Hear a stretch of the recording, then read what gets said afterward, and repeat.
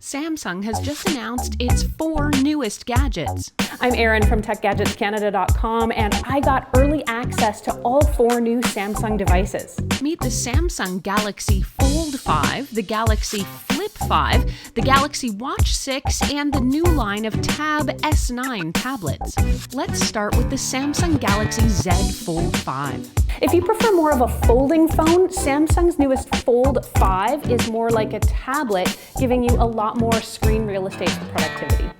The phone updates the previous design, which is kind of a hybrid smartphone and tablet with a full-sized front screen that opens up to a big, wide interior screen. So what's new? The icy blue color is fresh, plus it's got a much smaller crease and flatter hinge. I can say the new Fold feels lighter than its predecessor too. This is the Galaxy Z Fold 5. Much lighter, much slimmer, and with the new hinge technology, it is also much flatter all around. The Fold 5 comes with the Samsung S Pen, and the new cases now allow for the pen with its pops of color to sit flush into the case. A special mechanism lets it pop out easily so you can use that stylus for almost any app or task. Naturally, the Samsung phones also work with the DeX interface that lets you move your work from phone to desktop completely seamlessly. Samsung calls it carrying a computer in your pocket. You can make the connection with just a few taps.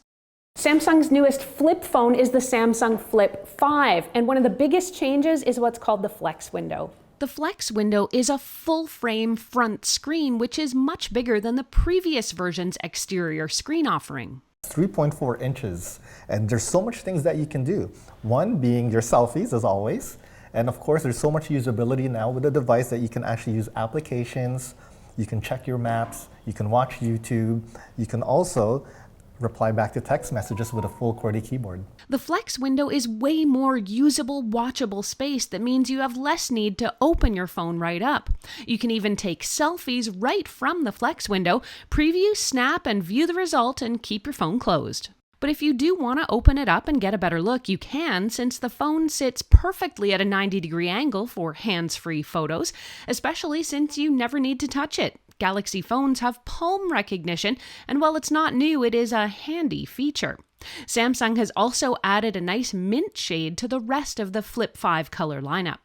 And if you're all about the color matching, I got to try what's called the Flip Suit, essentially a card which will stick to the back of your phone and create the same color pop on the Flex window, so both the front and the back look unified. It's quick and easy and worked really well in my short test. Samsung also announced 2 new Galaxy Watches. Meet the Watch 6, which is all screen with a bigger screen and thinner bezel, and the Watch 6 Classic with the rotating bezel is also available. With a focus on health and wellness, there's now personalized heart rate tracking, a fabric band for better breathability, and the light on the watch that some found annoying can now be turned off. Finally, there's not 1, but 3 new tablets, all with dynamic AMOLED displays. There's the compact 11-inch S9, the mid-sized 12.4-inch S9 Plus, and the huge 14.6-inch S9 Ultra that'll rival a lot of laptops. You can choose the size that works best for you. With 4 corner speakers on each one, you'll get easy listening abilities too. What's great about these devices, they are the world's first premium tablet with IP68 durability. And of course, when it comes to our tablets, we also have the S Pen included. And with the S Pen, with collaborative note-taking, we also have, exclusively to Galaxy, Good Notes. Samsung has also improved the way the S Pen sticks to the tablet. No more fiddling with angles, now it clips on a lot more easily. I only got to spend about an hour with all of these devices, so I didn't get a chance to go too deep yet. If you're a Samsung fan, let me know in the comments which device or new feature you're most excited about. And Apple users, is a better flip or fold phone enough to make you swap to Samsung? Tell me why or why not. I'm hoping to go in depth on each one of these devices and get to spend a little more time with each one, so check back for full reviews sometime soon. Don't forget to also check out my other Samsung reviews right here on the channel.